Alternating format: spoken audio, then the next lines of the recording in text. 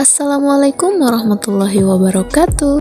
Terima kasih atas kesempatan yang diberikan kepada kami. Perkenalkan, kami dari kelompok 6 yang terdiri dari Mutiara Karina dengan NIM 2004030152 dan Hikmah Ramadhani dengan NIM 1704030124. Adapun materi dari kelompok kami ialah profil kewirausahawan dan kisah sukses wirausaha dengan dosen pengampuh oleh Bapak Tasdin Tahrim SPD MPD dengan mata kuliah kewirausahaan. Baiklah, pembahasan pertama yang akan saya jelaskan adalah mengenai indikator keberhasilan wirausaha. Nah, indikator keberhasilan wirausaha tidak hanya ditekankan pada modal uang saja, namun perlu juga memenuhi beberapa hal sebagai berikut. Yang pertama adalah memiliki pengetahuan tentang kewirausahaan. Nah, menurut Kamus Besar Bahasa Indonesia, wirausaha atau wira swasta adalah orang yang pandai atau berbakat mengenali produk baru, menyusun operasi atau pengadaan produk baru, memasarkannya, serta mengatur permodalan operasinya. Oleh karena itu, hal ini menjadi salah satu faktor keberhasilan wirausaha seorang wirausaha. Baiklah, faktor kedua adalah self-starter dan komitmen. Nah, menjadi seorang pengusaha dibutuhkan karakter yang proaktif, penuh semangat, dan bisa memulai sesuatu sendiri. Jiwa perintis ini menjadi bagian penting untuk Anda bisa sukses memulai usaha. Nah, ketiga adalah berani mengambil tindakan. Nah, setelah memiliki pengetahuan, faktor keberhasilan wirausaha selanjutnya adalah berani mengambil tindakan. Nah, Anda harus mengambil tindakan dan tidak membiarkan bisnis Anda hanya berkutat dalam konsep saja. Yang keempat adalah percaya diri. Nah, kepercayaan diri menjadi faktor keberhasilan wirausaha selanjutnya. Nah, faktor ini sangat dibutuhkan karena Anda akan membangun dan menjelaskan bisnis dari awal. Nah, kepercayaan akan diri sendiri bisa mendorong Anda untuk terus mencoba dan menghadapi masalah-masalah yang akan datang. Yang kelima adalah kesabaran dan kegigihan. Nah, kesabaran dan kegigihan menjadi faktor keberhasilan wirausaha selanjutnya. Nah, karena seorang wirausaha dituntut untuk bisa bersabar menghadapi berbagai masalah yang muncul di kemudian hari. Selain itu, sabar dibutuhkan untuk menghadapi suatu konsumen atau klien, bahkan untuk hal-hal finansial seperti pengeluaran. Dan yang keenam adalah kerja sama tim.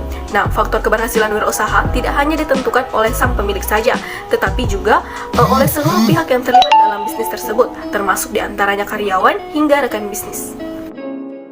Pembahasan selanjutnya adalah mengenai kiat-kiat kesuksesan seorang pengusaha. Oke, langsung saja. Yang pertama adalah selalu berpikir positif. Karena mengejar kesuksesan tidak hanya dengan kemauan dan kerja keras saja, melainkan juga dibutuhkan pikiran positif. Karena di dalam setiap usaha pasti selalu ada kemungkinan gagal. Nah, pertanyaannya, bagaimana Anda bisa melalui masa-masa sulit itu? Tidak lain adalah dengan berpikir positif. Jika pikiran sudah didopeng oleh hal-hal yang positif, sulit sekali rasanya sikap menyerah dapat menyerang kepercayaan diri. Jadi mulai sekarang, biasakan untuk wirausaha untuk berpikir positif atas apa yang kalian lakukan. Baiklah, yang kedua adalah selalu sabar. Semua orang, siapapun dan sebesar apapun mereka, paham betul bahwa meraih kesuksesan itu tidak mudah dan butuh proses. Oleh karena itu, selama tahap meraih kesuksesan diperlukan adanya sikap sabar. Dengan melapangkan hati, ketenangan akan terus meliputi usaha. Dan juga ingat, tidak ada yang bisa menghalangi keberhasilan seorang wirausaha kecuali adanya sifat malas, ketakutan, dan ketidaksabaran. Baiklah, yang ketiga adalah berani. Nah, tanamkanlah dalam benakmu oleh seorang wirausaha bahwa hidup adalah perjuangan. Oleh karena itu, dimanapun Anda berpijak, laluilah tempat itu dengan tegar dan berani. Berbekal adanya keberanian, tak peduli dari mana asalnya, Anda akan menemukan pengalaman hidup yang sangat berharga.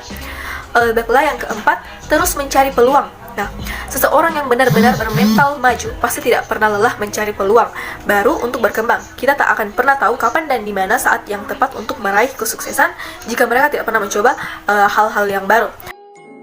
Baik, berikut adalah beberapa wirausahawan sukses yang ada di Indonesia. Pengusaha yang pertama ialah Khairul Tanjung. Khairul Tanjung ini lahir di Jakarta pada 16 Juni 1962 dari keluarga yang kurang mampu. Namun sejak kecil, dia telah memiliki mental sekuat baja.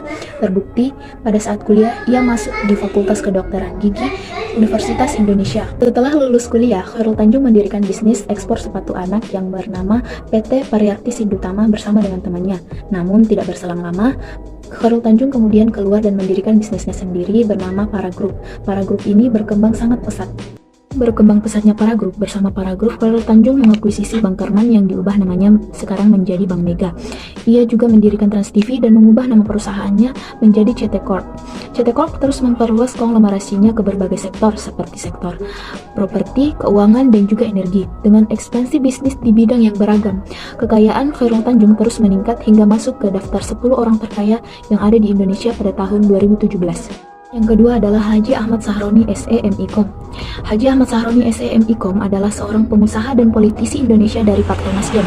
Ia merupakan anggota DPR RI dua periode sejak tahun 2014 dari daerah pemilihan DKI Jakarta 3.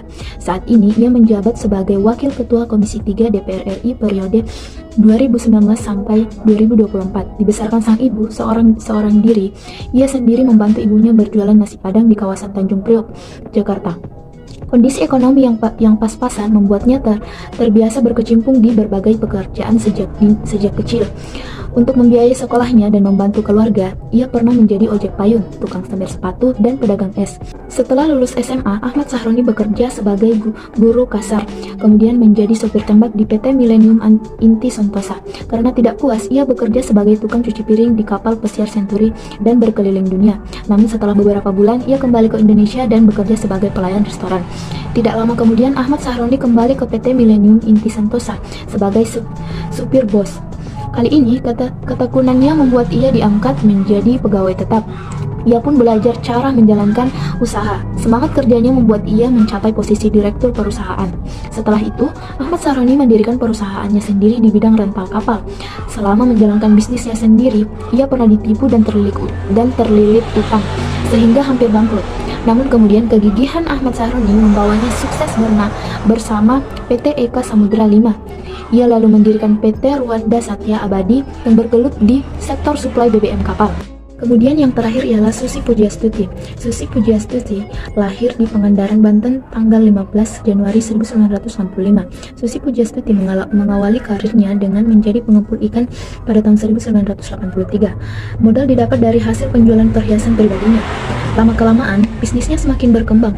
Pada tahun 1996, Susi Pujiastuti mendirikan PT ASI Pujiastuti Marine Product. Perusahaan ini mengekspor lobster ke luar negeri, mulai dari Asia hingga Amerika Serikat. Salah satu masalah yang dihadapi dalam bisnis tersebut adalah menjaga produk hasil laut tetap segar sampai diantar ke pelanggan. Perusahaan yang ia namakan PT ASI Pujiastuti Aviation tersebut berkembang dengan pesat. Awalnya Susi Pujiastuti hanya memiliki satu pesawat saja.